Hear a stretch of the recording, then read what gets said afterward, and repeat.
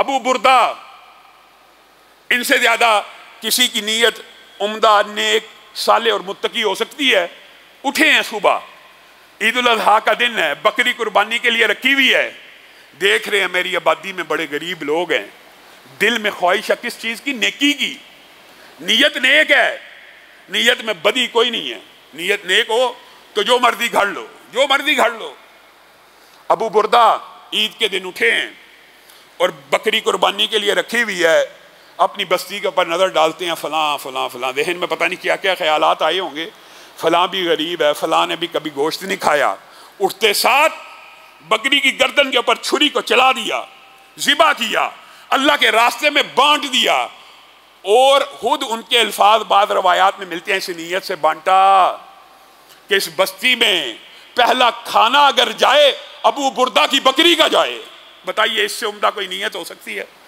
رسول اللہ صلی اللہ علیہ وسلم کی بارگاہ میں پیش ہو گئے، عید کی نماز پڑھی، رسول اللہ کی بارگاہ میں کہا اللہ کے رسول آج میں نے بڑا نیکی کا کام کیا۔ کیا کیا؟ آج میں نے عید کی نماز سے پہلے پہلے قربانی کر دی، لوگوں میں بانٹ دی۔ رسول اللہ صلی اللہ علیہ وسلم کی پیشانی کے اوپر سلوٹیں پڑنا شروع ہوگی۔ کہا ابو بردا اگر قربانی کا ثواب حاصل کرنا چاہتا ہے تو دوبارہ قربانی کر، یہ جو تو نے بانٹا ہے یہ صدقہ تو ہو سکتا ہے، لیکن چونکہ اس عمل کے اوپر میں محمد کی مہر موجود نہیں ہے صلی اللہ علیہ وسلم، یہ تیری قربانی نہیں ہو سکتی۔ بتائیے ایک صحابی رسول کتنے منٹ کے اندر نماز ہو جاتی ہے عید کی؟ آج کل 5-10 منٹ ہی لگتے ہیں نا 2 رکعتیں پڑھنے میں، 2 رکعتیں سے پہلے کر لی، پہلے پڑھ لی تو کیا فرق پڑ جائے گا؟ آج کل کا کوئی فلسفی منطقی ہوتا اذان سے پہلے یہ الفاظ کہہ دیے تو کیا فرق پڑ جاتا ہے ان کو؟ اگر یہ بھی پڑھ لیا جائے کیا فرق پڑتا ہے؟ فرق کیا پڑتا ہے؟ رسول اللہ نے بیان کر دیا۔ ابو بردا اگر قربانی کا ثواب حاصل کرنا چاہتا ہے تو دوبارہ قربانی کر، دوبارہ بکری کر، کہ عید سے پہلے ذبح کی گئی بکری صدقے کی بکری تو ہو سکتی ہے، قربانی کی نہیں ہو سکتی۔ یہ عمل صالح کی شرط ہے اخلاص نیت کے ساتھ۔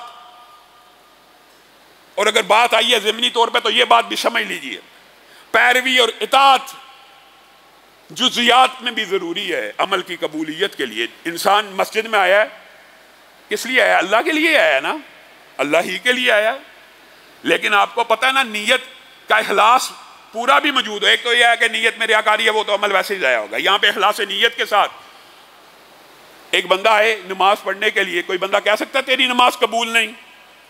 کوئی نہیں کہہ سکتا، لیکن رسول اللہ صلی اللہ علیہ وسلم کو یہ حق اللہ نے دیا ہے، وہ کہہ سکتے ہیں، وہ کہہ سکتے ہیں۔ ایک صحابی حلاد بن رافع آئے ہیں، آ کے نماز پڑھتے ہیں مسجد میں، اور مسجد میں نماز پڑھنے کے بعد تیزی سے رسول اللہ صلی اللہ علیہ وسلم کی طرف بڑھتے ہیں۔ پہلے اللہ کے دربار میں حاضری دی، اس کے بعد خواہش ہے اب رسول اللہ کی بارگاہ میں پیش ہو جائیں۔ تیزی سے بڑے سلام کیا، رسول اللہ صلی اللہ علیہ وسلم نے سلام کا جواب دیا، آ کے بیٹھنے لگے۔ رسول اللہ نے کہا ارجع فصلی فإنک لم تصلی۔ حلاد بن رافع ٹھیک ہے آپ کے سلام کو تو قبول کیا، لیکن آپ لوٹ جائیے، آپ نے نماز کو ادا نہیں کیا۔ انہوں نے پھر 2 رکعت کو قائم کیا، نماز پڑھی جو ان کو توفیق تھی، پھر پڑھ کے آگے رسول اللہ صلی اللہ علیہ وسلم نے ان کے سلام کا جواب دیا اور کہا ارجع فصلی فإنک لم تصلی۔ 3 مرتبہ ایسے ہوا۔ حلاد بن رافع آ کے کہنے لگے اللہ کے رسول مجھے تو ایسی ہی آتی ہے، اب آپ مجھے سکھلا دیجئے، بتلا دیجئے، آپ نے یہ جو بات کی ہے 3 مرتبہ کہ لوٹ جاؤ تیری نماز ہی نہیں ہوئی، یہ خلوص نیت سے صحابی مسجد میں آیا کہ نہیں آیا؟ اخلاص نیت سے آیا کہ نہیں آیا؟ یہ جزیات کی بات ہو رہی ہے، ابھی جزیات کی کل کی بات تو علیحدہ ہے۔ نماز پڑھنے اللہ کے لیے آیا ہے، نماز اپنی طرف سے پوری تگ و دو اور صحیح کے بعد پڑھ رہا ہے، اور رسول اللہ بار بار کہہ رہے ہیں ارجع فصلی فإنک لم تصلی، تو نے نماز ہی نہیں پڑھی، واپس لوٹ جا، نماز کو ادا کر۔ کہنے لگا اللہ کے رسول اب آپ ہی بتلا دیجئے کہ میری نماز میں کیا خامی ہے جو اللہ بھی قبول نہیں کر رہا؟ رسول اللہ صلی اللہ علیہ وسلم نے کہا ہاں اب تیرا سوال درست ہے، نماز وہی قبول ہوگی، نماز بھی میرے بھائیوں وہی قبول ہوگی جیسی رسول اللہ صلی اللہ علیہ وسلم نے پڑھی ہے۔ میں پھر تان و تشنیع نہیں دیتا، بعض لوگ رسول اللہ کی نماز کو پورا سمجھ لینے کے باوجود بھی، پوری نماز رسول اللہ کے علم میں آ جانے کے بعد بھی اس طرح کی نماز نہیں پڑھتے اور سمجھتے ہیں نمازیں قبول ہو جائیں گی۔ ایک بندہ یہ ہے جس کو علم ہی نہیں ہے، اس کی تو قبولیت کا امکان ہے ہی ہے، اس کو علم ہی نہیں ہے۔ جس کو علم ہے رسول اللہ نے ایسے پڑھی لیکن میں ایسے پڑھوں گا، اس کی کیسے قبول ہوگی؟ یہ حلاد بن رافع نے کہا مجھے بتا دیجئے، رسول اللہ نے کہا ہاں میری ایک سنت ہے نماز میں جو تو چھوڑ رہا ہے، ایک سنت جو تو چھوڑ رہا ہے نماز میں، اللہ کے رسول وہ کون سی سنت ہے؟ کہا وہ سنت اعتدال کی ہے، جب رکوع کیا کر کمر کو سیدھا ہونے دیا کر، جب رکوع سے سر اٹھایا کر کمر کو سیدھا ہونے دیا کر۔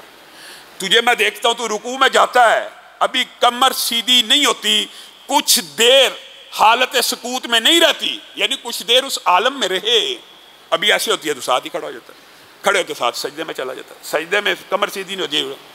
یہ وہ اعتدال کی سنت رسول اللہ صلی اللہ علیہ وسلم نے صحابہ کو سمجھائی کہ اگر صلو کما رأیتمونی اصلی، اسی طرح نماز پڑھو جیسے میں نے پڑھی ہے۔ اگر ایک اعتدال کی سنت بھی کوئی بندہ، کون بندہ بھی نہیں، صحابی رسول بھی مس کرتا ہے تو رسول اللہ صلی اللہ علیہ وسلم اس کو کہتے ہیں کہ تیری نماز نہیں ہوئی۔